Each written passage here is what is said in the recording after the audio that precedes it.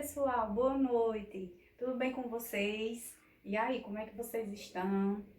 Estão bem? Hoje, nós vamos dar continuidade à nossa cadeira de enfermagem clínica cirúrgica. E o assunto que a gente vai ver hoje é a assistência de enfermagem, nas complicações e no desconforto pós-operatório, Então, o que seria isso? Os cuidados que nós da enfermagem vamos prestar àqueles pacientes no pós-cirúrgico, após eles fazerem a cirurgia, quando surge algum desconforto, que é alguma intercorrência pequenininha, coisas básicas, ou alguma complicação, que é uma intercorrência mais grave, no pós-cirúrgico, após ele ter feito essa cirurgia, certo? Então a gente vai falar sobre isso hoje. Primeiro, nós vamos iniciar falando das complicações imediatas, Então, são o quê? São aquelas complicações, aquelas intercorrências, probleminhas que surgem logo após a cirurgia, Vamos dizer assim, nas primeiras horas após o procedimento cirúrgico, tá? Aí eu tô trazendo para vocês as intercorrências mais comuns, Mas acontece, porque assim não tem como eu trazer tudo, certo? Porque senão, minha gente, a gente não ia terminar essa aula hoje. Então, eu tô trazendo, assim, o que mais acontece, no dia a dia mesmo de quem trabalha ali na parte de clínica cirúrgica, tá bom? Bom, aqui, no caso, são desconfortos, não são bem complicações. O principal, assim, um dos que mais acontece são as náuseas e vômitos, Então, assim, é muito frequente acontecer náuseas e vômitos no pós-operatório imediato, Logo após eles saírem da cirurgia, tá? Normalmente, porque por conta mais da anestesia, Muito paciente, ele fica tem algum probleminha ali na cirurgia em relação à anestesia, Que fica sentindo aquela náusea, aquele vômito, certo? Com vontade de vomitar. E é muito comum mesmo acontecer, tá? Então, assim, o problema maior, em relação aos náuseas e vômitos, é o risco do paciente broncoaspirar, Ele aspirar aquela secreção, aquele vômito, e essa secreção, esse conteúdo aí gástrico, e parar nos pulmões, certo? E, vamos dizer assim, se for parar nos pulmões, consequentemente, pode causar uma asfixia nesse paciente. Esse paciente, ele pode ficar engasgado com essa secreção de vômito, e pode até vir a óbito, caso não tenha ninguém, vamos dizer assim, olhando ele no momento. Ou então ele pode causar também uma pneumonia aspirativa, Então ele aspira esse conteúdo de vômito, ele vai aspirar, vai entrar no pulmão, e isso vai causar uma pneumonia posterior, tá? Devido a isso. Seria, no caso, uma complicação devido às náuseas e vômitos. Então, assim, por ser muito comum acontecer, a equipe de enfermagem tem que ficar bem atenta em relação a isso, certo? Então, como eu disse a vocês, o paciente ainda, ele sai da anestesia ali, Quando é uma anestesia RAC, o paciente, ele tá consciente, Ele só não sai mexendo ali os membros inferiores, sentindo ali a região abdominal.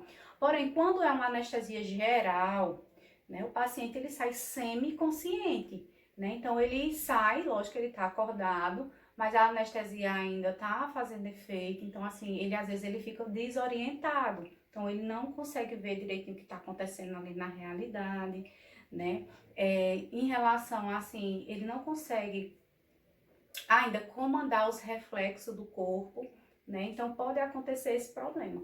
Dele sentir essa náusea, essa vontade de vomitar, e vir fazer essa aspiração, desse conteúdo aí do vômito. Broncoaspirar, que eu disse a vocês que é o que causa a pneumonia depois, ou até ele ficar asfixiado, Ele broncoaspira, aquele vômito fica ali preso e ali não consegue ter a passagem de oxigênio de respiração, Então ele pode vir a óbito sim, por isso que tem que ter cuidado, tá? E quais são as principais causas das náuseas e vômitos, Eu já tinha falado a respeito da anestesia, que é bem comum, assim, a anestesia causar essa sensação, de náusea, mas também tem outras causas, tá?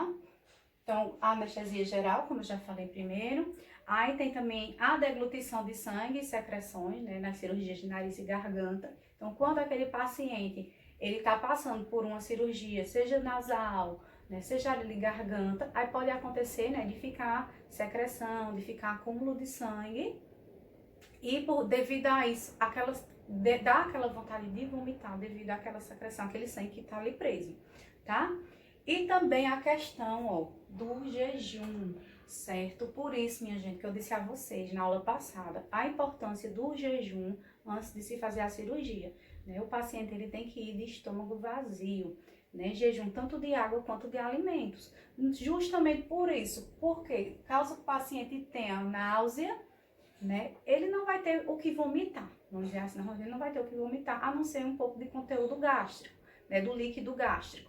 Então, se é um paciente que comeu antes de fazer a cirurgia, né, então tem um risco maior de ter, tanto dele sentir a vontade de vomitar, quanto dele vomitar e acontecer um problema maior, tá? Então, a não observação do jejum, tanto no pré quanto no pós-operatório. Por isso que no pós-operatório, né, após esse paciente fazer essa cirurgia, tem um tempo, né, para poder levar o alimento para ele, né, terminar a cirurgia e aquele paciente ele já vai comer.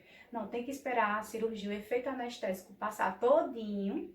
Normalmente eles esperam ali umas 6 horas, né, por aí mais ou menos, 6 a 8 horas, para poder dar algum alimento para esse paciente, tá? E quais são os cuidados de enfermagem em relação a isso, né? O que é que nós, da equipe da enfermagem, devemos fazer, tá? Lembrando que aqui são os cuidados específicos nossos, tá? Tem os cuidados médicos, são outros tipos de cuidado. Aqui são os cuidados da gente, de enfermagem, que é o que a gente precisa saber, tá bom?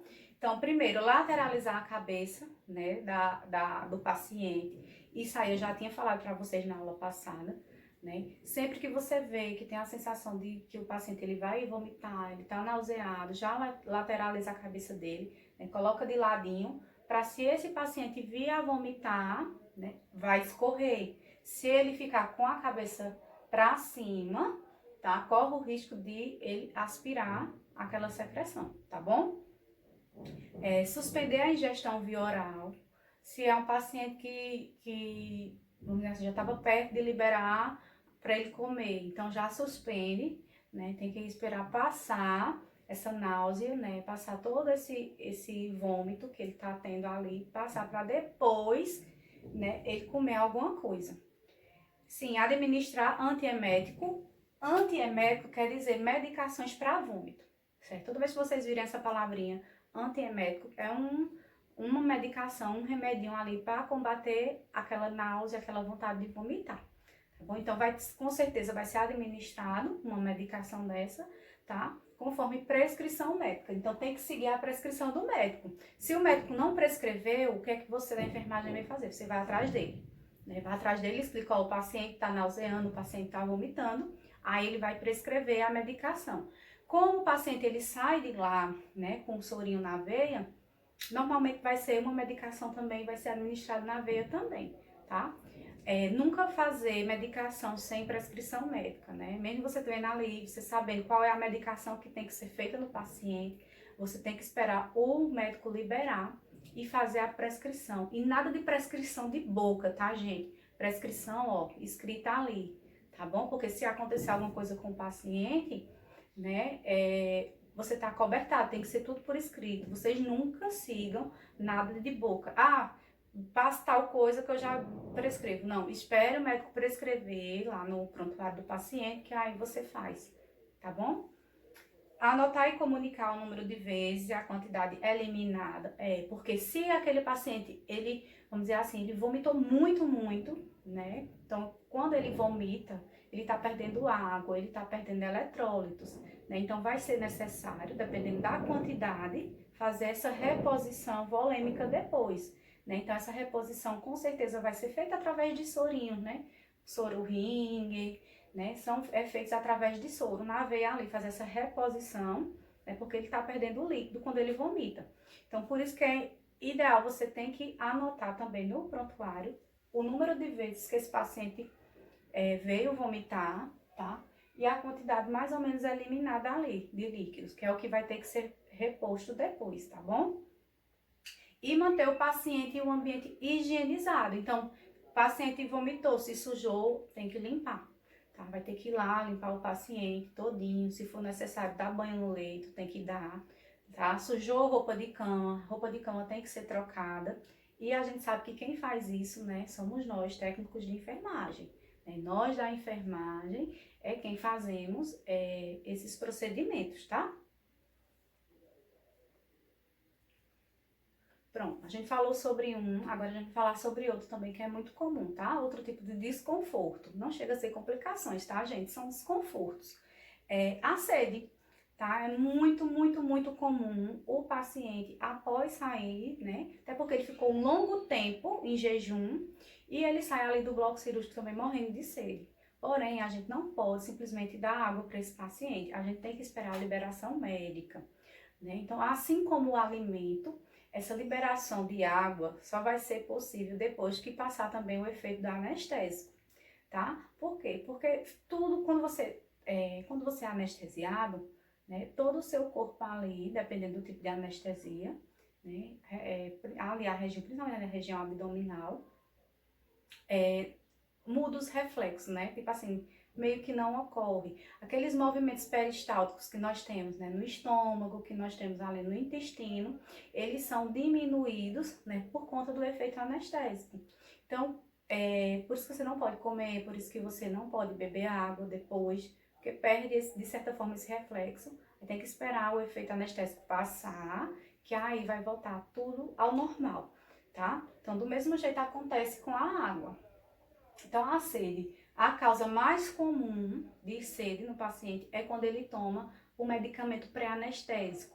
Vocês lembram daquela medicação que eu disse que em alguns casos o cirurgião ele prescreve, né, para aquele paciente, normalmente aquele paciente que está muito ansioso, né, que está com medo da cirurgia, né, que é um medicamento que vai relaxar o paciente, que vai às vezes sedar um pouco esse paciente. Tá? E também em casos de anestesia geral, às vezes eles passam essa medicação pré-anestésica também. E a medicação mais usada, pré-anestésica, uma que eles mais usam, é a atropina, tá? É uma medicação que ela é bem usada, no caso, com o uso de pré-anestésico. E essa medicação, ela diminui muito a produção da saliva do paciente, né? Então, assim, para a cirurgia isso é bom, porque quando diminui ali a produção de saliva, o paciente fica com a boca seca e corre menos risco, né, de, vamos dizer assim, dele juntar água na boca e ele vir aspirar, né, porque às vezes ele tá ali sedado, não tá vendo. Então é algo que facilita, porém vai dar muita sede no paciente, né, porque ele vai ficar com a boca seca. Então quando passa ali, ele acorda, ele sente muita sede. Mas aí, como eu disse a vocês, é algo que não pode ser solucionado de forma imediata. Você não pode dar um copo d'água a esse paciente de imediato, né? Então, tem que esperar essa anestesia passar. Então, os cuidados de enfermagem principal seria o quê? Ir molhando ali a boca do paciente, infelizmente, né? Então, se o paciente ele tiver com muita sede, a boca bem sequinha, você vai molhando gaze ou algodão e vai passando ali no lábio do paciente, né? A gaze ou o algodão úmido, né? Pra ir, tipo, meio que hidratando ali aquela região seca, tá? Tá aqui, ó, umedecer os lábios do paciente com frequência, utilizando uma gaze ou bola de algodão embebida em água, né? Então, com frequência você vai fazendo isso, né? Enquanto o médico não libera para esse paciente tomar água, certo? Então, por isso que eu coloquei aqui, ó, atentar para não oferecer água, enquanto o peristaltismo não retornar.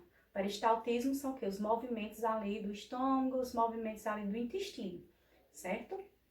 Então, só depois que o médico liberar. Então, enquanto não libera, você não pode dar água para o paciente, então você vai umedecendo o lábio do paciente.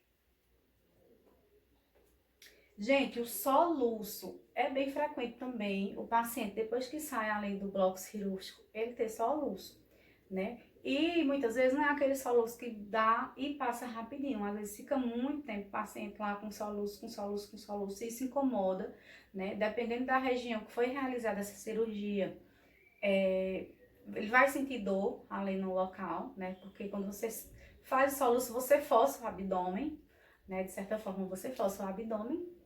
Então, por isso que a gente fala que é um desconforto também, tá? Então, o que é um soluço? Primeiro, a gente vai entender o que é um soluço, né? Os soluços são espasmos diafragmáticos intermitentes.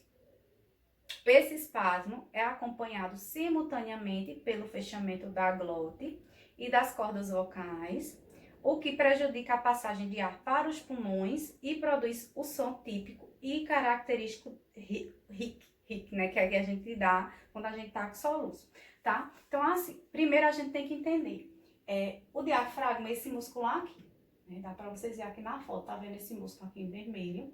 É um músculo que ele separa o tórax do abdômen, né? Ele fica entre o tórax e o abdômen e ele, assim, ajuda muito ali no sistema respiratório, tá? Ele é fundamental no processo de respiração, esse músculo diafragma. Como assim? Como é que esse diafragma, ele funciona na respiração? Quando a gente respira, né, que a gente inspira primeiro o ar, né, que a gente vai sugarmos assim o ar para dentro, colocar o ar para dentro. Na inspiração, o que é que acontece? Esse diafragma, ele desce. Quando a gente faz assim, inspira, o diafragma, ele contrai. Quando ele contrai, ele desce um pouco, ele vai mais para a região abdominal.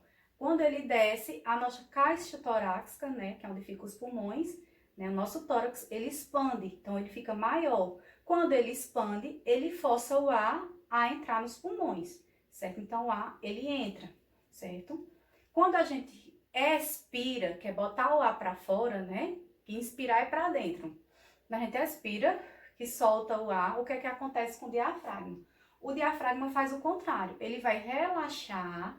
Quando ele relaxa, ao invés dele descer, ele sobe, né? E quando ele sobe, a caixa torácica diminui, né? Ali o volume dele. Então, isso força o ar a sair dos pulmões, entenderam? Então, é dessa forma que o diafragma, ele trabalha ali, ele ajuda na respiração, né? Quando ele contrai, ele abre, expande a caixa torácica e o ar entra nos pulmões.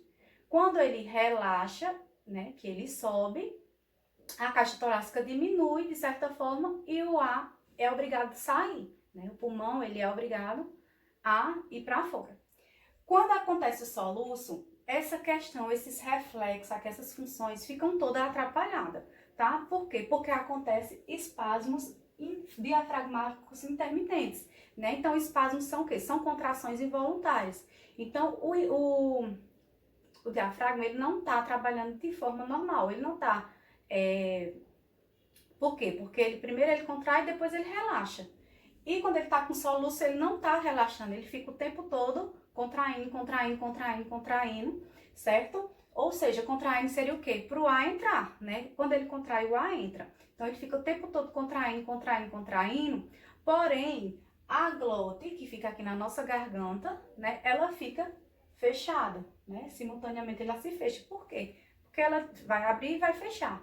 Como o diafragma, quem está trabalhando errado ali, no momento que a glote está fechada, o ar fica tendo dificuldade daquele ar entrar, né, nos pulmões. Fica com aquela dificuldade. Então, essa dificuldade é o que faz fazer o som, tá? Porque essa passagem, essa dificuldade desse ar passar ali pela glote e as cordas vocais, porque estão fechadinhas, aí é o que faz o barulho, certo? Esse barulho. Então, assim, o soluço é bem comum acontecer. Por quê? Quais são as causas?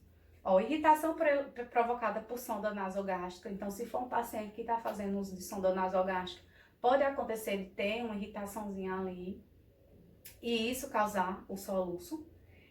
Distensão gástrica pelo acúmulo de líquido, alimento no estômago. Distensão gástrica, tá? Então, o estômago ele vai se distender, né? Então, assim, por isso que muitas vezes quando a gente come rápido ou quando a gente bebe muito líquido, tipo refrigerante, cerveja, quando a gente tá bebendo, né? Causa essa distensão gástrica, né? O estômago da gente se distende, fica grandão ali por conta do acúmulo de líquido e causa soluço, né? Bem comum quando você está bebendo bebida alcoólica ou algo do tipo, né? Que você bebe muito, acaba se distendendo ali o estômago e é bem comum ter soluço. Principalmente quando a gente também come rápido, porque aquele estômago enche demais de uma vez e você sente soluço, né? Então, o paciente molhado ou com frio também, tá? Se ele tiver com frio, o frio ele causa soluço também. Acúmulo de ar no estômago também, gente, é muito comum, né? Se acumular gás ali no estômago também é bem comum a gente ter. Então, por isso que é importante o paciente, depois que ele sair, ele evitar estar falando, estar conversando, né? Principalmente se ele teve cirurgias abdominal, na região abdominal, evitar estar conversando, estar falando ali no início, tá? Para não acumular gases ali, não acumular no estômago e ele vir a ter soluço, tá? E obstrução do nervo frênico. Gente, o nervo frênico é um nervo que ele está localizado aqui no nosso pescoço e ele desce, né, por todo ali, passa entre o coração e o pulmão e ele passa ali também no diafragma, tá? É um nervo que ele ajuda no processo de respiração, tá? Porque é como se ele comandasse o diafragma, né? Ele que dá os reflexos ali pro diafragma contrair, pro diafragma relaxar, contrair, relaxar, tá? Ele que, vamos dizer assim, dá comandos pro diafragma, tá? Nesse processo de respiração, esse nervo frênico. Então, pode acontecer a obstrução do nervo frênico. Normalmente, pode acontecer por conta dos sedativos, por conta da anestesia, e pode causar essa obstrução desse nervo devido a isso, devido ao processo ali de anestesia, tá? Então, também é uma causa de soluço no pós-operatório, tá bom? Então, quais são os cuidados de enfermagem? O que é que a gente pode fazer para ajudar esse paciente? Então, eliminar a causa, né? Ver aí o que é que tá causando e a gente vai tentar eliminar essa causa, tá? Porém, se o motivo for a sonda, gente, a gente só pode fazer a remoção dessa sonda do paciente se o médico prescrever. Se o médico disser, não, é para tirar e faz a prescrição, tá? No prontuário, senão a gente não pode mexer na sonda, tá? Fazer a aspiração pela sonda nasogástrica. Então, se é um paciente que está com muito líquido no estômago, né? Então, esse seria o motivo, por exemplo, dele estar com soluço. Aí a gente faz a aspiração da sonda, se ele fizer uso de sonda, né? Que é a sonda nasogástrica, é aquela que vai no nariz, né? Entra no nariz e vai até o nosso estômago. Então, vai lá com uma seringuinha e vai aspirando, né? Que tem o lugarzinho de você fazer tanto colocar medicação, como colocar alimento, como também você pode fazer a aspiração desse líquido gástrico, né? Então, a gente introduz ali a seringa e aspira aquele conteúdo gástrico, né? Caso seja esse o motivo do soluço, e se for aquele soluço que não passa, tá, gente? Eu tô falando, não é aquele soluço que dá e rapidinho passa, é um soluço que fica ali, né, por minutos, por horas, e o paciente não consegue parar de soluçar, tá? E tem que ser feito isso. Pode ser feito também a respiração dentro de um saquinho, né, cheio de ar. É muito comum também se pedir isso ao paciente, né? Geralmente a gente faz muito isso no hospital, né? Pega um saquinho cheio de ar e pede pro paciente, né, ficar respirando lá dentro do saquinho, né? Ele fica respirando porque vai ter ar lá dentro, né? E esse ar que tá lá dentro vai diminuir a irritação do nervo frênico, né? Então, se o probleminha for no nervo, como eu disse a vocês, que pode causar essa obstrução, uma irritação, algo do tipo desse nervo, quando ele faz essa respiração dentro de um saquinho, né? Coloca o saquinho aqui e ele fica, ó, respirando lá dentro, né? Isso vai ajudar também o soluço passar, né? Em casa, a gente tem muito de beber água, né? Mas aí é algo que a gente não pode fazer no pós-operatório, por quê? Porque a gente não sabe se ele já está liberado para tomar água, né? Tem também a questão, a gente pode pedir para ele tentar aprender a respiração, né? Que às vezes funciona, essa questão de pede para aprender a respiração, tentar ficar um tempo sem respirar, tá? E em casa é diferente, quando acontece em casa, né? Diz que é bem legal também a gente beber água gelada, né? É importante que seja gelada, ou então a gente chupar gelo, porque que essa parte gelada, essa parte bem geladinha ajuda também a diminuir o soluço. Mas aí é diferente porque aqui ele tá no hospital, né? Então a gente tem que mandar fazer essas coisas que eu disse a vocês, tá?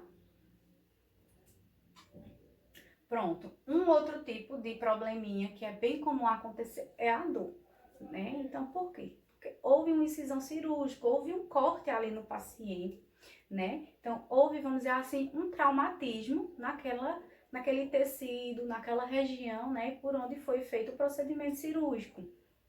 Então, é muito comum a dor aparecer, tá? Principalmente nas primeiras 48 horas. Por isso que eu disse a vocês que é bem importante, quando o médico ele prescreve o analgésico, a gente já passar esse analgésico, né? Não esperar o paciente vir sentir dor. O paciente já retornou ali para o leito, para a enfermaria, a gente já vai, inicia logo a administração, né, dessa medicação para evitar que esse paciente venha a ter dor, né? Seria, vamos dizer assim, um método de profilaxia, de prevenção. A gente já faz o uso da medicação antes dele sentir a dor, né? Já para evitar. Então, quais são as causas? O traumatismo cirúrgico, né, minha gente? O corte, a incisão cirúrgica é a principal causa, né? Então, assim, mas vai depender muito também, né? Vamos dizer assim, do tamanho da incisão, do tamanho do corte, vai depender do tipo de cirurgia que aquele paciente passou, também vai depender, né? Tem cirurgia que o corte é pequenininho, que o traumatismo cirúrgico ali é pequeno. Agora, tem cirurgias que são grandes, né? Cirurgias de grande porte, né? Onde há, vamos dizer assim, mexe muito em várias estruturas. Então, é um paciente que vai sentir mais dor, com certeza, né? Em cirurgias ortopédicas também, normalmente, sente bastante dor. Então, usar analgésico, né, principalmente, é o principal, lógico, conforme a prescrição médica, tá? E também ansiedade e nervosismo, minha gente.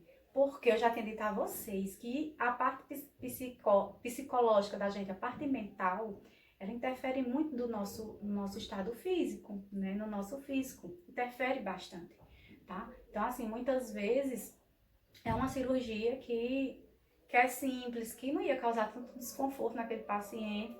Porém, o paciente está com tanto medo, está tão nervoso que ele sente muita dor, vamos dizer assim, tá? Porque há uma dor mais psicológica também. E tem muita gente falar da questão do limiar de dor, né? Então, nós temos limiar diferente para a dor, né? Então, tem pessoas que aguentam sentir muita dor, tem pessoas que sentem uma dor pequenininha e já acham que é o fim do mundo, né? Por quê? Porque o limiar de dor é diferente para cada pessoa, tá bom? Então, vai variar muito de pessoa para pessoa.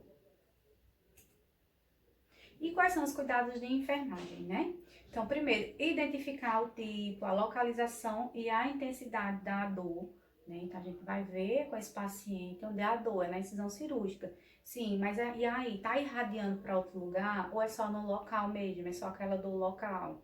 É uma dor que, por exemplo,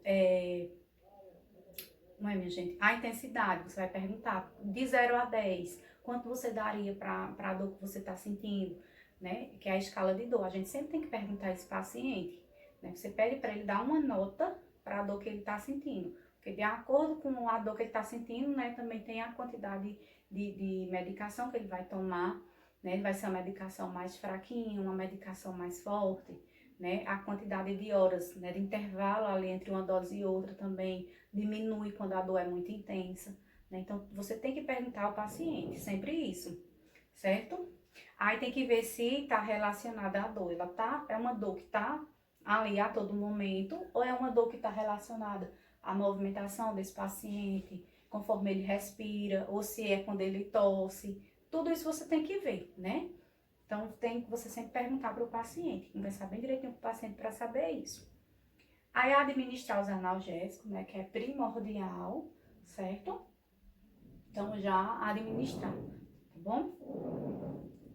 Aí caso você mesmo administrando essa medicação, você tá vendo que o paciente continua sentindo muita dor, aí você vai lá no médico e fala, né, que não tá adiantando, que o paciente ainda tá se queixando de dor, para ver se ele vai mudar essa medicação ou se ele vai, vamos dizer assim, aumentar a dosagem, né, diminuir o intervalo entre a dose e outra. Um outro tipo de complicação também imediata é a questão da hemorragia, tá? A hemorragia a gente sabe que é uma perda assim anormal de sangue, né? Então, que em toda cirurgia vai ter perda de sangue? Vai, né? Óbvio que vai estar cortando ali aquele tecido, vai estar cortando aquela estrutura. Porém, quando é como se diz assim, é uma perda anormal, é algo a mais do que o esperado. Essa perca é a mais do que o que já se esperava, né? Então, assim, tem que ser investigado, ver o que é que está causando essa hemorragia, tá? E a hemorragia, minha gente, ela é classificada, né? Então, tem toda uma classificação da hemorragia. Então, tem a hemorragia primária, que é aquela que ocorre no momento da cirurgia, então, ali dentro do centro cirúrgico, né? Então, quando ocorre essa hemorragia, que é a perda anormal de sangue mesmo, tá sangrando demais, né? Não tá conseguindo conter aquele sangue, então, é a hemorragia primária. A hemorragia secundária é a que a gente vai se trabalhar, que é no pós-operatório, né, que é aquela que ocorre depois da cirurgia, que a gente, como equipe da enfermagem, vai observar, né, se esse paciente está tendo ou não esse tipo de hemorragia, tá bom? Então, tem que tomar medidas imediatas, tá, minha gente? É muito séria essa questão da hemorragia, porque para o paciente, ele tem uma hemorragia, essa hemorragia não foi estancada, não for parada, aí essa hemorragia pode evoluir para um choque hipovolêmico, tá? Que é a fase mais grave da hemorragia. E se não for curado, vamos dizer assim, pode até esse paciente vir a óbito. Aí tem a hemorragia externa e a interna. A externa é aquela que ela tá dizendo, externa para fora. Então é aquela que tá sangrando ali, a gente consegue visualizar, né? A gente tá olhando ali, né? E tá conseguindo ver, né? Então pode ser o sangramento pela ferida cirúrgica ali, que é a incisão cirúrgica, ou pode ser por algum orifício, né? Tá sangrando pela boca, pelo ouvido, nariz, vagina, né? Onde tiver orifício, tá sangrando. Então, essa hemorragia externa pode ser dessa maneira. E tem a hemorragia interna, que é aquela que é dentro do organismo do paciente, né? Que é a pior, tá? Por quê? Porque geralmente quando a gente consegue descobrir esse tipo de hemorragia, né? Já tá, vamos dizer assim, o indivíduo ele já perdeu uma grande quantidade de sangue. O paciente já correu, porque a gente não tá vendo, né? Então, depois ele apresenta alguns sintomas, aí quando a gente vai investigar, vai ver que esse paciente tá sangrando internamente, né? Então, a mais grave, né, tá falando assim, a hemorragia interna é quando o sangue escoa para dentro de uma cavidade fechada, crânio, tórax, abdômen, né, que vai depender muito de onde foi feita essa cirurgia. E é a mais grave das hemorragias, porque quando se manifestam os sinais e sintomas, o indivíduo já perdeu grande quantidade de sangue, né, que foi o que eu falei para vocês. Então, essa é a pior, tá? Que quando a gente vai ver, o paciente já tá grave, vamos dizer assim. Então, quais são as causas? É o defeito na ligadura dos vasos, pela falha técnica do cirurgião, né? Então, o cirurgião deixou algum vaso ali sangrando, tá? Porque tem que ser feita essa hemostasia, né? Ou seja, com bisturi elétrico, ou seja, com sutura mesmo, mas tem que ser feito. A gente não pode deixar nenhum vaso sangrando. E às vezes ele deixa, não percebeu, ficou um vaso sangrando e ele não viu, né? Então as causas podem ter sido por falha do cirurgião, tá? Pode também ser tensão exagerada sobre a sutura, né? Então tá a sutura lá da incisão e às vezes está forçando, seja por uma tosse, né, que não passa, né, fazendo um esforço muito grande. Então teve toda uma tensão ali naquela sutura, naquela incisão, tá forçando por isso que está ocorrendo aquele sangramento. Distúrbios hemorrágicos, né? Então, pacientes que têm algum problema de coagulação, tá? Então, pacientes que tá com problema ali tá com baixa, tá com problema ali na parte de coagulação, por isso que é importante fazer aqueles exames, certo? Os exames que eu tenho dito a vocês, né? De tempo de coagulação, de tempo de sangramento, né? Tem que ser feito esses exames. Ou é um paciente que pode estar com alguma deficiência nas plaquetas, né? As plaquetas podem estar baixas. Ou é um paciente que tem deficiência de vitamina K, porque a vitamina K, ela ajuda também nesse processo de coagulação, né? Então, quando ele tem deficiência de vitamina K, pode ser um paciente que pode também ter esse probleminha, né, de ter hemorragias, tá? Então, pode ser distúrbio do próprio paciente, problema do próprio paciente, né? Distúrbios sanguíneos do próprio paciente. Quais são os cuidados de enfermagem? O que é que a gente tem que fazer? Tem a hemorragia, os cuidados com a hemorragia externa, tá? Então, são os cuidados, assim, que de certa forma vai ser mais fácil fazer esse controle, porque é algo que a gente tá vendo, é algo externo, a gente tá conseguindo ver, então a gente consegue ver se realmente tá conseguindo estancar, parar aquele sangramento. Então, quais são esses cuidados? Primeiramente, comunicar ao médico imediatamente, tá? O cirurgião. Segundo, repouso no leito. Então, a gente tem que deixar o paciente em repouso. Por quê? Porque se foi algo que ele estava forçando, quanto mais o paciente se movimenta, mais ele força, mais vai sangrar. Então, ele tem que ficar em repouso.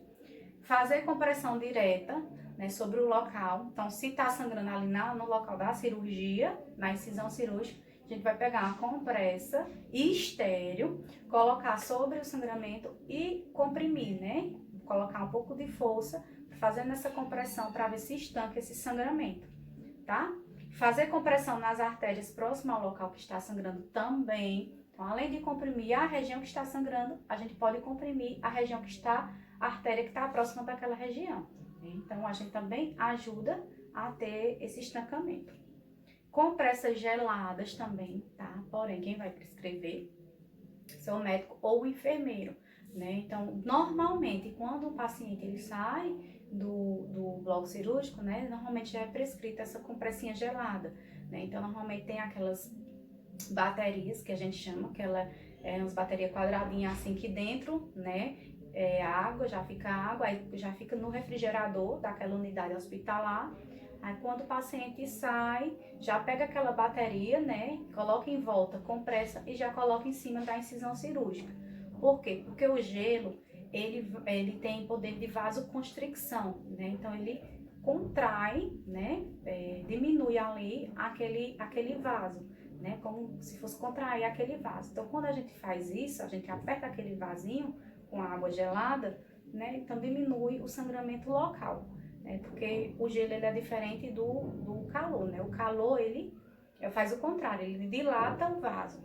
E o gelo não, ele contrai o vaso, né? Ele deixa aquele vaso, né, pequenininho, vamos dizer assim, né? Diminui ali o diâmetro daquele vaso, tá?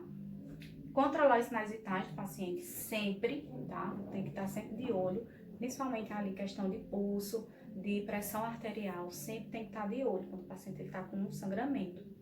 Aquecer o paciente também, porque a perca de sangue, né, baixa logo a temperatura desse paciente, né? Então diminui também, muitas vezes, essa perca de sangue, é muito comum diminuir a pressão arterial também do paciente. Tem que aquecer esse paciente, tá? Se o sangramento for via oral ou nasal, que é o que a gente chama de epistaxe, né? Lateralizar a cabeça do paciente, né? Para evitar que ele aspire aquele sangue. Então, se for oral ou nasal, lateralizar a cabecinha do paciente, tá bom? Para evitar asfixia e ele aspirar aquela secreção. E sempre anotar no prontuário, gente. Toda intercorrência, tudo que acontecer ali com aquele paciente, a gente tem que anotar. Fazer a anotação de enfermagem, lá no cantinho que tem de anotação de enfermagem, porque tem um cantinho só para o técnico de enfermagem a gente fazer essa anotação. Então, tem que anotar tudo, viu? Então, o tipo, a localização, né? Quantidade de sangue que está perdendo. Se é pequena, moderada ou grande, né? Então tem que dizer, especificar. É na incisão cirúrgica que está sangrando? Onde é a incisão cirúrgica? Não é na incisão cirúrgica, é no sangramento nasal, é sangramento oral. Então tudo tem que ser anotado, viu? E se for a hemorragia interna, nesse caso é bem mais complicado, porque a gente não tá vendo, né? Então, assim, o cirurgião com certeza vai precisar abrir o paciente, lá o local, para ver onde é o sangramento, tá? Mas a gente, como enfermagem, os cuidados que a gente vai ter, quais são eles, tá? Vai ser na prevenção do agravamento. Então, a gente vai avisar o médico, depois deixar o paciente em repouso absoluto também do mesmo jeito, né? Manter o paciente aquecido e colocá-lo em Trendelenburg, tá? Para manter a circulação dos órgãos vitais. Trendelenburg, minha gente, é essa posição aqui, onde o corpo do paciente ele vai ficar mais abaixo do que os membros inferiores, tá? Então, os membros inferiores, eles sempre vão ficar mais elevados, porque esse tipo de posição aqui, ela ajuda muito no retorno venoso do paciente, na parte de circulação, ajuda a circular melhor o sangue, tá? Então, ajuda na circulação em todos os órgãos vitais. Então, se ele tá tendo uma hemorragia interna, pode ser que algum órgão dele não venha funcionar direitinho, né? A gente não sabe onde é essa hemorragia.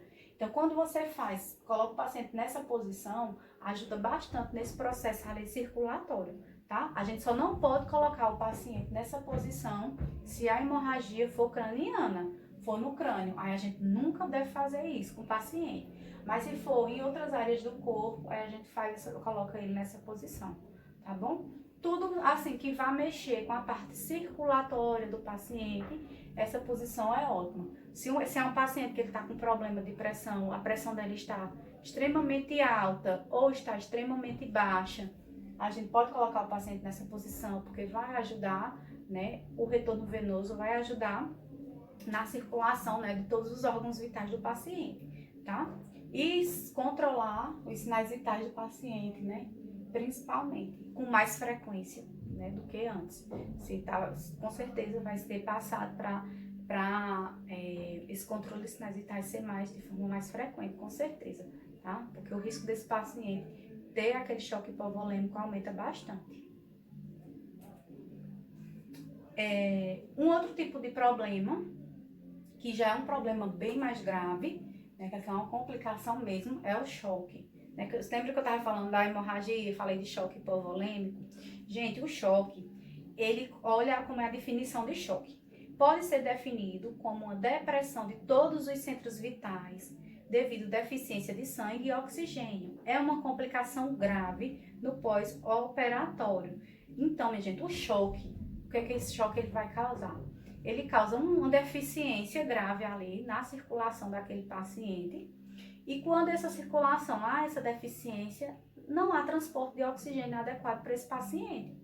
Certo? Então, se não há um transporte de oxigênio adequado, esse paciente ele pode vir a óbito. Né? A gente sabe que todo o nosso corpo ele precisa de oxigênio para funcionar. Todos os órgãos, todos os tecidos do nosso corpo, eles são movidos a oxigênio. Quem transporta o oxigênio por todo o nosso corpo é o sangue. Né? O oxigênio ele é transportado no sangue lá pela hemoglobina, lembram? Então, todo o nosso corpo, todos os órgãos da gente precisam de oxigênio para viver, para funcionar. Quando um órgão ou um tecido do nosso corpo para de receber oxigênio, o que é que acontece com aquele órgão ou tecido? Ele morre, ele para de funcionar, ele necrosa, tá? Então, o choque é isso. É como se fosse assim, um problema na circulação inteira do corpo e que vai causar essa deficiência de oxigênio no nosso organismo, né? Então, nossos órgãos vão paralisar, né? Vão paralisar porque não estão recebendo oxigênio, então eles vão morrer, vão paralisar e esse paciente vai vir a óbito. Então, o choque é assim, é um problema bem grave que é importante ser descoberto de forma imediata, tá? Ela é uma condição alta de mortalidade, né? Então, a maioria dos pacientes que desenvolvem algum tipo de choque, eles vêm a óbito. Então, assim, uma complicação bem grave, tá? E que deve ser descoberto de forma imediata, que deve tentar ser resolvido o mais rápido possível, tá bom? Só que o choque, ele não existe só o choque hipovolêmico, que era o que eu estava falando, que é por conta de hemorragia, né? Então, aquele paciente, ele perde tanto sangue, né? Ele perde tanto sangue, que ele entra em estado de choque. Né? Então, devido àquela falta de sangue ali no corpo daquele paciente, né? Não há circulação normal e diminui ali o aporte de oxigênio e esse paciente ele entra em choque. Né? Esse é o choque hipovolêmico, que é devido à falta de sangue, né? Devido à falta de sangue, por conta de um sangramento, por exemplo, de uma hemorragia intensa. Mas existem outros tipos de choque, tá? Que eu trouxe para vocês conhecerem. Falar de forma mais breve, porque assim, essa parte de choque, vocês vão ver muito na cadeira de vocês de primeiros socorros, na cadeira de urgência e emergência, é onde vocês vão ver mesmo choques de forma bem específica, bem detalhada, tá? Eu trouxe bem rapidamente, só um resuminho para falar para você. Então, tem o choque hipovolêmico, né, que é causado pela diminuição do volume circulante, seja pela perca de plasma, de sangue, etc. Tá? Porque o choque hipovolêmico não é só pela perda de sangue, né? Então, aquele paciente que está com hemorragia, ele pode vir a ter um choque hipovolêmico. Mas também tem outras causas, né? Então, por exemplo, um paciente queimado, né? Que é aquele paciente que sofreu uma queimadura de terceiro grau muito grave. Quando a gente sofre queimadura, a gente perde muito eletrólitos ali, a gente perde muita água. Então, vai ter essa deficiência no nosso corpo de água, de eletrólitos. Então, é um paciente que ele também pode entrar em choque, e a gente fala que é um choque hipovolêmico porque foi por conta de perda de líquido, de fluido do nosso corpo, tá? Aí tem o choque neurogênico, como diz neuro, quando a gente vê neuro, a gente já lembra de cabeça, né? Então, é um distúrbio o quê? Do sistema nervoso central, certo? Então, esse choque neurogênico pode acontecer no pós-cirúrgico? Pode, né? Porque provocado por um anestésico, né, transtorno emocional, né? Então, assim, vai ser um problema ali no sistema nervoso daquele paciente, né? Então, normalmente, esse tipo de choque, ele é muito comum em pacientes que teve um traumatismo craniano, né, devido a uma queda, devido a um acidente, né? Então, ele teve um traumatismo crânioencefálico né? Muitas vezes ele evolui para um choque neurogênico, tá? Choque cardiogênico, como o próprio nome já diz, cardio, né? Então, é um choque que ele está ligado diretamente ao coração do paciente, né? Então, é uma deficiência cardíaca, tá? Por isso que esse choque ele acontece, né? Então, por algum problema ali que aconteceu cardíaco, o coração não consegue bombear sangue suficiente para aquele local do coração ali, e esse paciente pode ter esse choque cardiogênico, tá? Então, por exemplo, um infarto agudo do miocárdio, né? Um paciente que sofreu um infarto, né? Às vezes o paciente ele não morreu pelo infarto, mas desenvolveu um choque cardiogênico e veio a óbito, tá? E o choque séptico, né? Ele é resultante de processos infecciosos. Então, assim, o paciente, ele entra em estado de sepse, que é aquela infecção generalizada, é uma infecção que, ao invés de estar em só um local, é uma infecção que se espalha por todo o corpo daquele paciente. Aí a gente fala que é uma sepse. Aí, quando essa sepse ela não é tratada, né, ela pode evoluir para um choque séptico, né, que é quando ocorre ali uma falta de oxigenação em todo o corpo devido àquela sepse, devido àquele processo infeccioso. Aí é um choque séptico. E tem o choque anafilático. Anafilático, essa palavra anafilática, gente, está ligada à alergia, né? Então é o quê? Aquele paciente que por algum motivo ele é alérgico, digamos, no pós-operatório, por exemplo, pode ser aquele paciente que ele era alérgico àquela anestesia, né? E não se sabia. Aí ele desenvolveu aquele processo de alérgico ali, depois que terminou a cirurgia, e não conseguiu resolver, e ele evoluiu para um choque anafilático, né? Então, primeiro ele tem a sensação ali primeiro ele tem aquele problema ali alérgico, né? Aquele problema alérgico ali, né? De alergia, então tem que ser tratado imediatamente. Aí, quando não é tratado, porque não foi reconhecido, ele pode evoluir para o choque anafilático, certo? E os sintomas quais são? Sensação de calor, de prurido, que é coceira, né? Urticária. Urticária é ficar todo vermelho, né? Todo vermelhinho. Formigamento, dispneia, que é o pior de tudo, né? Que é quando ocorre o edema de glote. Então, aqui a garganta daquele paciente, a glote dele se fecha totalmente, ocorre aquele inchaço e o paciente ele não consegue respirar. Porque não tem passagem de ar, não tem como o oxigênio ali, o ar entrar, né? Porque está fechada. Né? Então, é o principal, assim, causador de um óbito de um paciente que venha a desenvolver um choque anafilático. É justamente esse edema de glote, porque fecha e esse paciente não consegue respirar, tá? Cefaleia, sensação de opressão no peito, todos esses são sintomas de um choque anafilático, tá bom? Que é o choque ali por conta de algum tipo de alergia. E não é só no pós-operatório, né? Essa questão de choque anafilático é muito comum também em pacientes que, por exemplo, têm alergia a algum tipo de alimento. Aí acaba comendo aquele alimento e tem essa reação alérgica grave, que quando não é tratada a tempo, evolui para o choque anafilático e esse paciente vem a óbito, tá? Porque é justamente pela falta de respiração ali que ele não consegue respirar. Então, se não respira, não tem oxigênio no corpo, né? Então, por isso que causa esse choque e ele vem a óbito. Então, quais são os cuidados de enfermagem nesse caso? Controlar os sinais vitais sempre, só que aqui é de forma rigorosa, tá? A todo momento tem que ser monitorado esses sinais vitais. Normalmente é um paciente grave que ele vai ser monitorizado por monitor, né? Normalmente eles instalam um monitor nesse tipo de paciente, quando eles estão em choque, são pacientes graves. Se tiver UTI naquele hospital, eles já encaminham esse paciente para UTI, porque ele precisa ser monitorizado, né? Vamos dizer assim, 24 horas, né? Que fica no monitorzinho, né? Onde a gente vê, que eu já tinha dito a vocês, vê saturação, ver pressão, né, ver como tá os batimentos cardíacos, tudo isso é monitorizado no monitor, né, a gente não precisa estar fazendo isso de forma manual. Manter o paciente calmo, né, tem que tentar acalmar esse paciente, né, a gente sabe que é algo grave, mas a gente não vai, vamos dizer assim, deixar esse paciente alarmado, tá, não pode, né, porque aí pode prejudicar ainda mais o estado do paciente. Também colocar o paciente em Trendelenburg para ajudar, né, na circulação desse paciente. Manter as vias respiratórias livres, né, para esse paciente conseguir respirar. E manter medicação de emergência à mão. Que é isso? Os medicamentos de PCR de parada cardiorrespiratória perto, pacientes que estão em choque, o risco deles evoluírem, né, para eles virem alto é grande. Então, por quê? Primeiro eles entram em uma parada cardiorrespiratória, né? Primeiro eles vão entrar em parada cardíaca.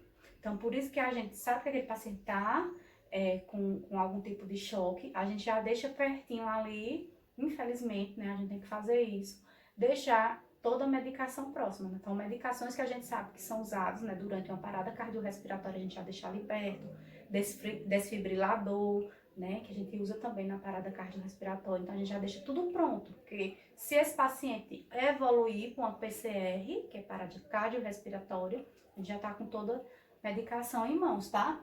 Então, mas normalmente a adrenalina, né, a mildarona, são as medicações que elas são mais usadas durante uma PCR, né? Tem a lidocaína também, sulfato de magnésio, que são muito usados.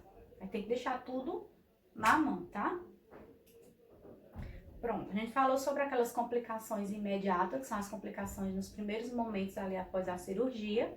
E tem as complicações tardias, que são aquelas que podem acontecer, né, vamos dizer assim, horas depois da cirurgia, dia depois da cirurgia, tá? Então, são complicações tardias. Tem as complicações pulmonares, tá, gente? Que são que, por algum motivo, vai causar uma pneumonia nesse paciente, uma bronquite nesse paciente, tá? Devido ao que aconteceu ali no pós-operatório, no que aconteceu ali naquela cirurgia, tá? Então, quais são essas causas, ó? Principais, quando são complicações pulmonares, que é na região que? Respiratória pulmonar do paciente. Então, as causas: irritação das mucosas por anestésicos inalados, tá? Então, por exemplo, se foi uma anestesia geral, que é aquela que o paciente, né, às vezes é inalada, coloca aquela anestesia que é inalatória, então pode acontecer uma irritação ali, né, do sistema respiratório desse paciente e causou uma complicação dessa. Pode ser também acúmulo de secreção devido à posição inadequada do paciente, tá? Medo da tosse ou respiração superficial. Então, ele acabou acumulando secreção, tá, lá no pulmão por conta disso. Ou paciente que permanece muito tempo acamado, imobilizado, né? Então, são pacientes que têm o maior risco de desenvolver uma complicação pulmonar, uma complicação respiratória. Quando o paciente ele desenvolve principalmente a pneumonia, os sintomas mais comuns é o que? A febre, né? É a expectoração, né? O catarro que ele vai liberar é um catarro purulento, aquele catarro amarelão, bem verdão, grosso, ou até mesmo com sangue, dependendo do nível, né, de complicação que está ali no pulmão, tá? Dispneia, que é a dificuldade de respirar, né? Então, é um paciente que vai ter dificuldade respiratória, porque o pulmão está todo comprometido, está todo cheio de secreção. Porque tanto a pneumonia quanto a bronquite, a broncopneumonia, são doenças que causam um acúmulo de secreção ali naquele pulmão, tá? Um acúmulo de catarro. Então, é paciente que vai ter essa dificuldade de respirar, vai ter um mal-estar geral, né? Aquele paciente que não tá bem de jeito nenhum, que não tem, vamos dizer assim, que ele fica totalmente com cansaço, o paciente fica fadigado, com dor muscular, tá? Que não fica com aquele mal-estar mesmo, sensação de doente mesmo.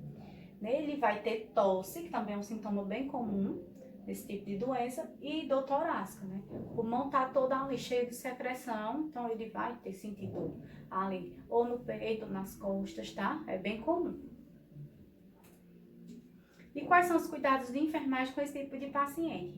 Primeiro, estimular a ingestão de líquido, né? Se não houver contraindicação, então, é um paciente que não é contraindicado ele tomar líquido, então estimula essa ingestão de líquido, de água, tá? Por quê? Porque o líquido, a água, ele vai fluidificar aquela secreção, né, que tá grossa, viscosa lá no pulmão. Então, vai ajudar ali a fluidificar e ele vai eliminar mais rapidamente essa secreção. Então, a gente tem que estimular essa saída de secreção para limpar esse pulmão. E essa parte de ingestão líquida ajuda bastante. Pode ver que quando a gente tá doente, ou de gripe, ou de tosse, né, sempre o médico, ele orienta a gente a ingerir bastante líquido, né? Justamente por isso, para fluidificar essa secreção. Administrar a medicação prescrita, né? Então, o médico vai pedir para esse paciente tomar, com certeza, antibiótico, né? Porque tá com pneumonia, ele tá com bronquite, então ele tem que tomar o antibiótico. Então quem faz, né, a prescrição, quem faz essa medicação administra, somos nós da enfermagem. Nebulização, né, se o médico prescrever também, né, O2, tá? Então, dependendo do nível de dispneia desse paciente, ele vai ser preciso fazer esse aporte de oxigênio, né? Ele vai ter que fazer uso de oxigênio.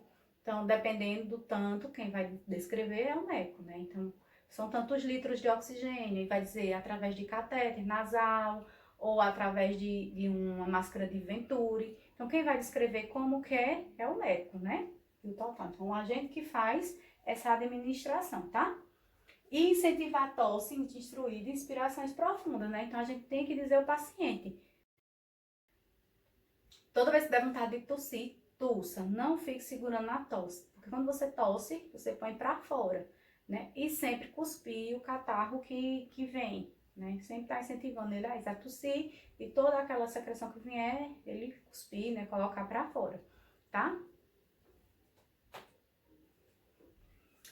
Outra complicação bem comum são as complicações urinárias, tá, gente? Durante o pós-operatório. Então, são complicações que podem ser tanto em relação à retenção urinária, reter urina, quanto à incontinência urinária, que é você não conseguir segurar a urina, tá? Não segurar a vontade de fazer xixi. Então, como é isso? Primeiro a gente vai começar falando sobre a retenção urinária, certo? Então, a retenção urinária é o quê? É você reter a urina, você não conseguir eliminar essa urina, né? Você tá ali com a bexiga cheia, estourando ali, de tanta urina que tem ali, mas você não consegue eliminar, você não consegue fazer xixi. Você vai no banheiro e não consegue, não sai xixi, tá? Então, a tetração fotinha para vocês verem como é. Normal, né? Tá aqui a bexiga cheia de urina e a gente elimina, né? Sai aqui pela uretra e a gente consegue eliminar.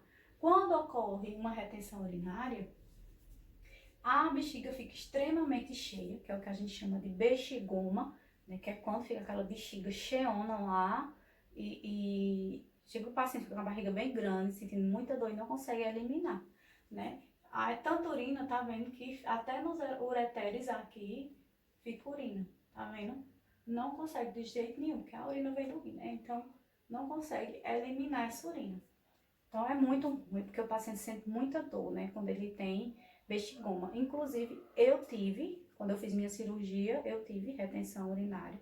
E foi horrível, porque eu não conseguia fazer xixi de jeito nenhum. Era a barriga desse tamanho e eu não conseguia, tá entendendo? Eu colocava, como eu tava cirurgiada, né? A princípio eu não fui no banheiro, eles colocaram a comadre, né? Que chama, que é aquele que é tipo uma bacinha, né? Que você coloca embaixo de você, você senta, põe o bumbum embaixo e você tenta fazer ali. Só um piniquinho, né? E depois, mesmo depois que eu levantei, passou o efeito da anestesia, que eu levantei, que eu fui pro banheiro tentar fazer, foi horrível, eu não conseguia. Eu fiquei a noite inteira sem conseguir fazer xixi. E até eles queriam passar uma sonda, mas eu tinha medo, eu não deixei passar a sonda, né? Não quero sonda não. Mas muitas vezes é necessário. Muitas vezes o paciente ele não consegue de jeito nenhum e tem que se passar dessa sonda, né, de alívio para pelo menos esvaziar essa bexiga, né? Então eu só fui conseguir depois que eu fui tomar banho, que liguei o chuveiro por conta do barulhinho da água, fiquei lá até que eu consegui. Mas é muito difícil. É devido muito ao efeito da anestesia, né? Que a anestesia, ela ali, né, mexe com todo o nosso processo ali do corpo. Como a minha cirurgia foi no abdômen, né? Então a anestesia mexeu ali com a parte da bexiga, né, do músculos ali da bexiga e eu não conseguia urinar, tá? Então quais são as causas? Traumatismo cirúrgico, né, devido à incisão cirúrgica, dependendo de onde foi a cirurgia, né? Pode ser pela anestesia, que foi o meu caso, foi devido à anestesia, e pode ser pelo uso prolongado de sonda vesical. Então é um paciente que faz uso de sonda vesical há muito tempo, né? Então já está acostumado com a sonda, né? Vamos dizer assim, o aparelho urinário dele não está acostumado a funcionar de forma normal, porque a sonda já está aqui, toda urina que chega aqui na bexiga já desce para a sonda e vai lá para a bolsinha coletora. E aqui, quando a gente vai urinar normalmente, não é assim que acontece, né? Primeiro a bexiga da gente enche um pouco, para depois a gente sentir à vontade e ir no banheiro, né? Então, quando já tem uma sonda que fica instalada aqui na bexiga, então toda urina que entra já sai logo, né? Então, aquele organismo acaba acostumando. Então, quando ele faz uso de muito tempo de sonda vesical, quando tira essa sonda, esse paciente ele vai sentir dificuldade em conseguir urinar de forma normal, tá? Então, quais são os cuidados de enfermagem? Né? Proporcionar um ambiente tranquilo para aquele paciente e oferecer a comadre, no caso da mulher, que é a bacinha, ou papagaio, que é um que é mais compridinho, que é para o homem, né? Que ele pode colocar o pênis ali para fazer xixi, tá? Então, a gente pode fazer isso. Estimular a micção, né? Usando métodos como a aplicação de bolsa quente, abrir torneiras, né? Banho. Então, aquele paciente que já pode se levantar, a gente estimula ele a ir para o banheiro, tomar um banho, né? Porque aquele barulhinho da água, o banho em si pode ajudar a ele conseguir fazer essa eliminação urinária, tá? E bolsa quente também, né? Compressinha de água quente também pode ajudar, porque vai dilatar, né? Então, vai dilatar, pode ser que facilite a saída.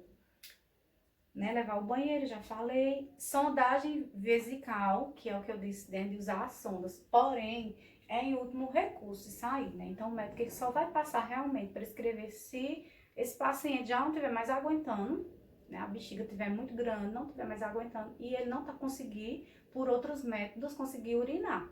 Aí, em último caso, eles colocam faz a sondagem vesical, né? Prescreve, e quem vai fazer a instalação dessa sonda é o enfermeiro, né? O enfermeiro é quem faz. Técnico não pode fazer, tá, gente? Instalação de sonda.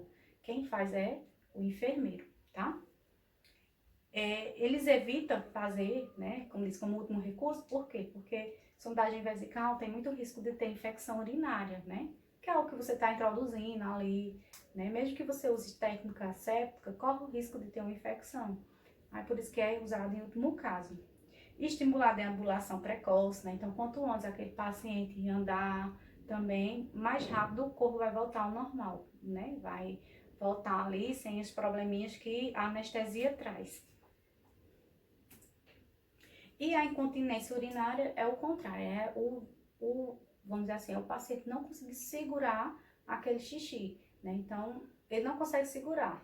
Ele às vezes não consegue chegar até o banheiro para conseguir urinar, né? Aquele xixi sai sem o paciente às vezes nem sentir, né? Então, isso a gente chama de incontinência urinária. É o escape de urina, né? Muitas vezes sem o paciente sentir, né? Ele não tem, vamos dizer assim, força suficiente para segurar o músculo ali da bexiga, né? Porque a gente, quando sente vontade de fazer xixi, a gente consegue segurar, né? A gente consegue segurar e a gente segura é o músculo, né? São os músculos que tem ali, né? O músculo pélvico, o músculo ali na região da bexiga é quem faz segurar, a gente conseguir segurar aquela urina, né? E não fazer xixi na roupa.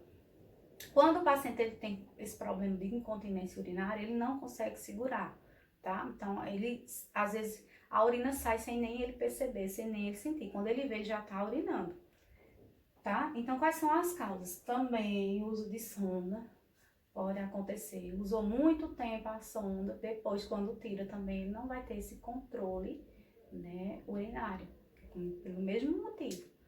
A sonda está introduzida lá dentro da bexiga, então toda urina que chega ali na bexiga já é esvaziada automaticamente. Então não tem aquele processo de juntar a urina na bexiga, pra gente ir pro banheiro, fazer a força pro xixi sair, não tem isso. Aí por isso que quem faz o uso de sonda, né, muito prolongada, pode acontecer esse problema. Ou ele ou o outro, né, também. Perda de controle insficteriano vesical. Então, é quem perde o controle, esse controle insficteriano, né? Justamente esse controle aí dos músculos dessa região, tá? Então, não tem controle. É muito comum a gente ver isso em pacientes idosos, né? Não é nem tanto no pós-operatório, que eu tô falando aqui do pós-operatório, são problemas do pós-operatório. Mas a gente vê muito em paciente idoso, né? Essa questão de ter que estar usando fralda, porque não consegue segurar, tá? Quais são os cuidados de enfermagem nesse paciente, né, pós-operado, foi operado, né, pós-cirúrgico, mas que tá com esse problema? Orientar o paciente a urinar mais vezes, tá? Ou seja, o paciente não vai esperar encher a bexiga totalmente. Então, já tem um pouquinho de xixi ali, ele já vai urinar logo, para não ter esse problema de ficar perdendo urina, né? Então, urinar mais vezes até normalizar, né? solicitar a comadre também, já deixar com o paciente ali, se ele não puder ir até o banheiro. Em pacientes do sexo masculino, né, pode-se colocar um coletor tipo Uripen, a fim de evitar que ele fique sempre molhado e favorecendo escaras. Para mulheres, o melhor recurso é a fralda descartável, tá, gente? Então, assim, é um paciente que não tem como estar indo ao banheiro, né, pode colocar tanto a fralda descartável na mulher ou no homem, né, que aí evita que ele fique molhado o bumbum, porque a gente sabe que a pele molhada ali facilita, né, muito nas lesões por pressão, o aparecimento das lesões por pressão. Então, se é um paciente que vai ficar muito tempo acamado, dependendo do tipo de cirurgia que ele fez, aí tem que se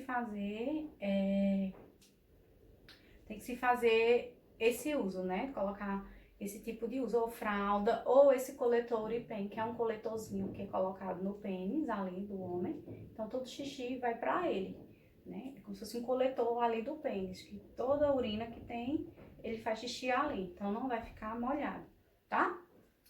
E também do mesmo jeito, a sondagem vesical vai ser o último recurso. E o outro tipo de complicação são as complicações gastrointestinais, né? Então são complicações tanto do estômago quanto da região do intestino ali. Então a principal, gente, é a distensão abdominal, né? O que é isso? O abdômen vai ficar grandão, né? Então, o abdômen, ou também a dilatação gástrica, que é a dilatação do estômago, certo? Então, pode haver essa dilatação, né? Então, é muito comum, muito no pós-cirúrgico, principalmente se for cirurgia de abdômen, esse paciente ter esse tipo de problema, tá? Porque vai ser o acúmulo de gases e fezes no intestino, né, que é muito frequente no pós-operatório de cirurgia abdominal, muito comum, né? Então, também, novamente, por isso que tem que estar pedindo para o paciente evitar estar conversando, porque quando ele conversa, né, vai entrando gases, vai entrando ar, né? Então, esse ar, esse gás vai ficar ali se acumulando e vai causar essa distensão abdominal, tá? Então, o que causa? A diminuição do peristaltismo intestinal, né, devido à anestesia mesmo, o peristaltismo ali vai diminuir, como eu já tinha falado no começo da aula, por isso que a gente não deve oferecer comida e água no começo, né, ali após o paciente sair, justamente por conta da diminuição. A deglutição de ar, né, então ele vai, porque ele vai ficar conversando, e o ar vai entrando, daqui a pouco ele vai estar com a barriga bem grande, bem distendida. Manipulação dos intestinos durante a cirurgia, então dependendo do tipo de cirurgia que foi feita ali no abdômen, foi uma laparotomia, algo que vai mexer na parte da região intestinal daquele paciente, pode causar também essa distensão abdominal, vai acumular gases ali também, se ficar mexendo. E mobilidade do paciente no pós-operatório, né? Então é um paciente que está o tempo todo deitado ali, né? Mesmo passou o tempo da anestesia, é um paciente que ele já pode deambular, mas por algum motivo, ou porque ele não possa, né, tem que ficar acamado, dependendo do tipo de cirurgia, então tem um risco maior também de ter essa prisão, essa distensão abdominal, tá?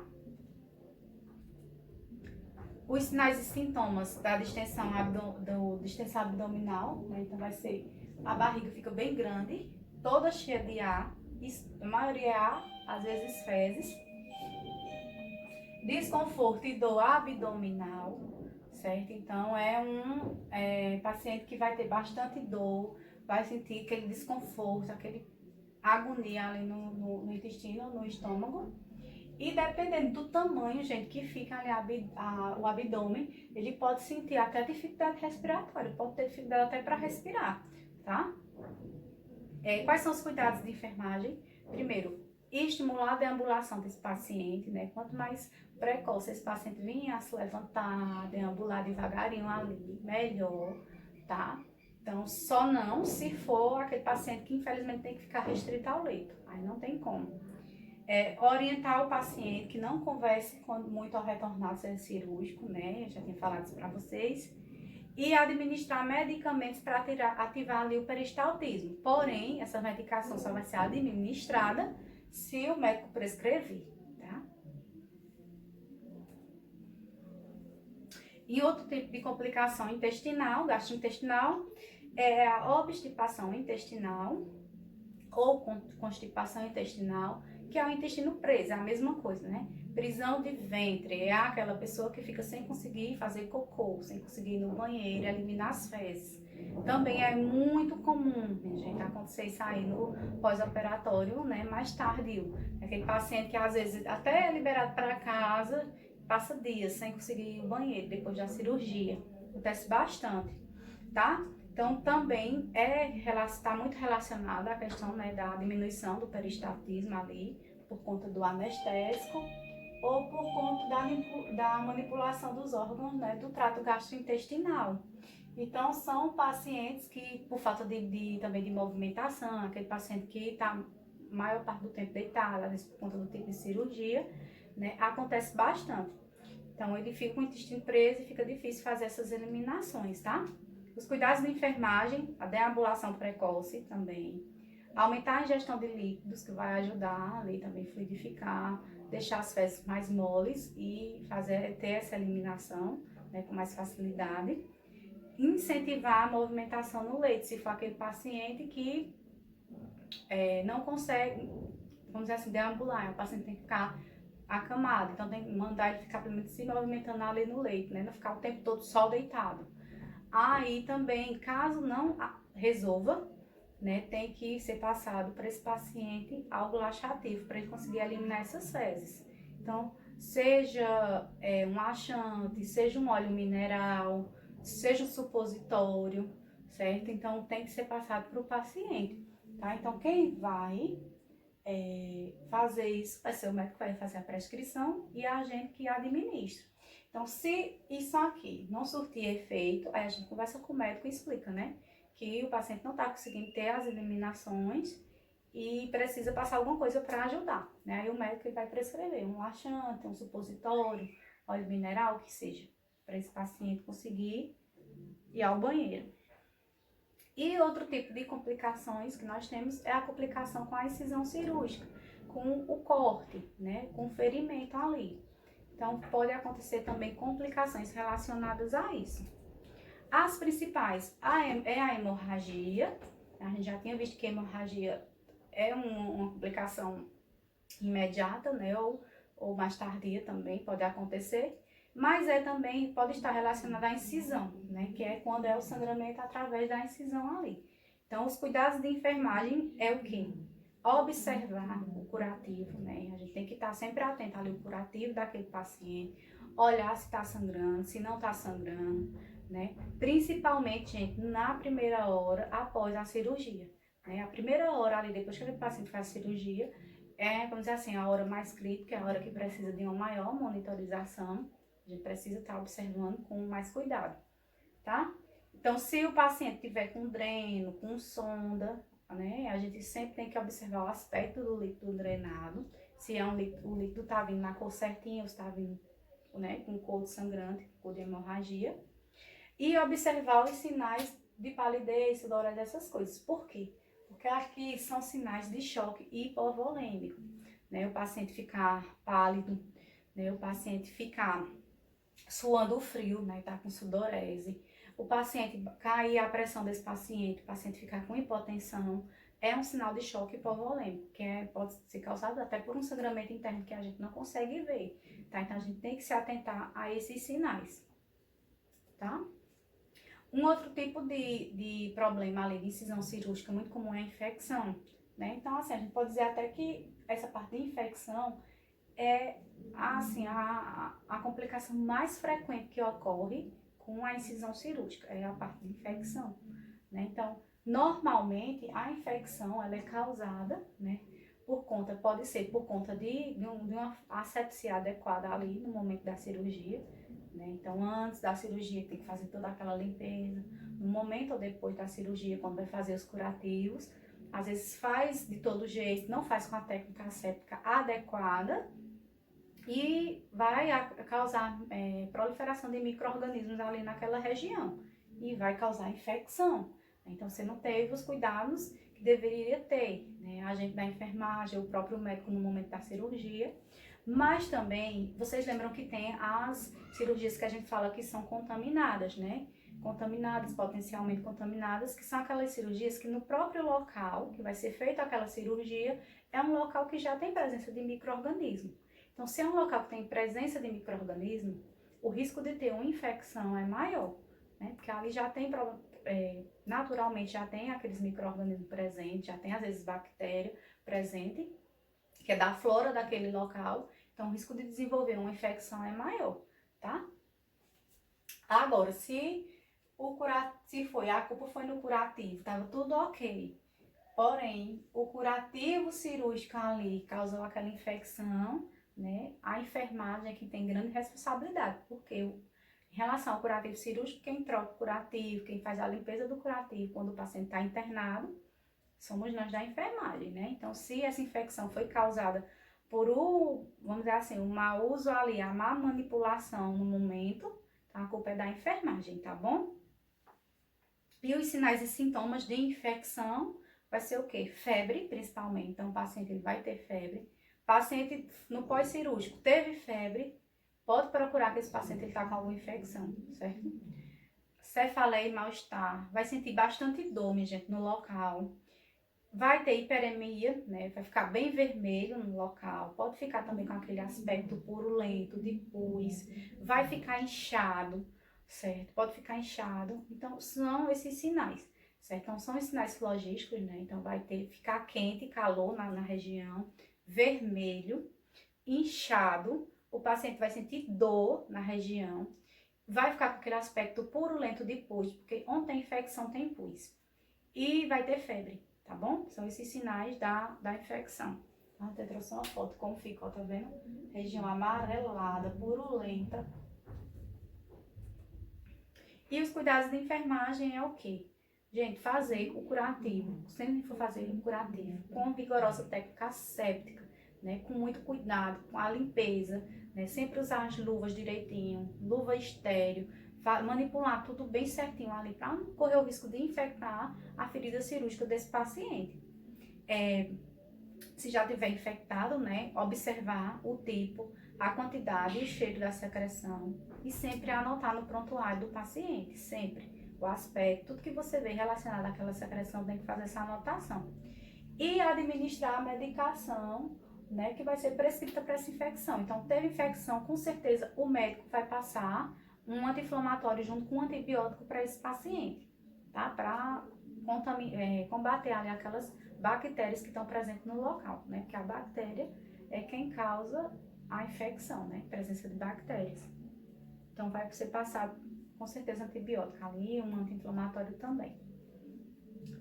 Sim, um outro tipo de complicação bem comum que a gente chama é a deiscência de sutura ou rotura, que é a mesma coisa, tá?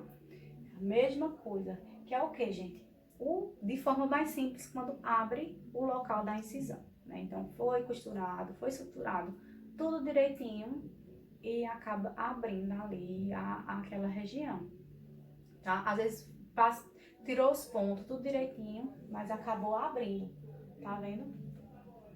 Aí, quando isso acontece, quando acontece da cirurgia abrir, a gente chama que é deiscência de sutura, né? Então, onde foi suturado, se abriu, tá? Tem a separação das bordas da incisão operatória, tá? E é uma complicação grave, tá? Por que é grave, gente? Porque quando abre, o risco de ter uma infecção é muito grande. Normalmente é causado por infecção, tá? Então, dependendo de onde foi feita a cirurgia, dependendo do tanto que abra, né? Às vezes acontecem complicações bem graves, tá? Então, as causas, a infecção é a principal causa, né? Então, é uma ferida que infeccionou, acaba abrindo. Exagerada tensão na sutura, né? Então, normalmente o paciente, do mesmo jeito, o paciente, ele colocando muita força, né? Tá com a ferida operatória, ficou fazendo muito esforço, pegando o peso, algo do tipo, pode causar essa deiscência de sutura, né? Então, os materiais e métodos de sutura defeituosos, então pode acontecer também o problema lá na parte de sutura mesmo, no momento da cirurgia, né? Então, o fio que foi usado poderia estar vencido, pode ser feito isso, ou o paciente ele pode ter alergia àquele fio de sutura, aí isso acaba acontecendo, tá? Então, ocorre essa rejeição do fio, Obesidade também, por conta do processo inflamatório que quem é obeso tem, tá? Doenças como diabetes também, porque quem tem diabetes, como disse a vocês, tem um probleminha na parte de cicatrização. Então, se tem esse problema de cicatrização, pode acontecer de ter esse problema. Demorou para cicatrizar e a ferida pode acabar abrindo, tá? E quais são os cuidados de enfermagem? Deixar o paciente em posição que diminua a tensão das bordas, né? Então, o paciente vai ficar na posição que não vai tensionar ali aquela incisão. Então, normalmente o paciente ele fica mais em decúbito dorsal normal, né? Que ali não corre o risco da sutura, aquela sutura ficar se movimentando e ter o risco de quebrar e abrir. Curativos compressivos aproximando as bordas, né? Pode ser feito também curativos compressivos, aqui apertem para tentar unir essas bordas, tá? Pronto, aqui é um outro tipo de complicação, mas que pode estar relacionado ao que a gente viu agora anteriormente, a deiscência, tá? Vamos dizer assim, essa daqui é a complicação maior da que a gente viu agora, da deiscência de sutura, tá? Que é a evisceração, né? Que é o quê? Que é quando ocorre a exteriorização das vísceras, né? Então, por acaso, aquela sutura ali, ela se abre, e ela se abre tanto, né? Vai se abrir tanto que, se for na região abdominal, as vísceras daquele paciente vai para fora, né? Como aqui tá na figura, tá vendo?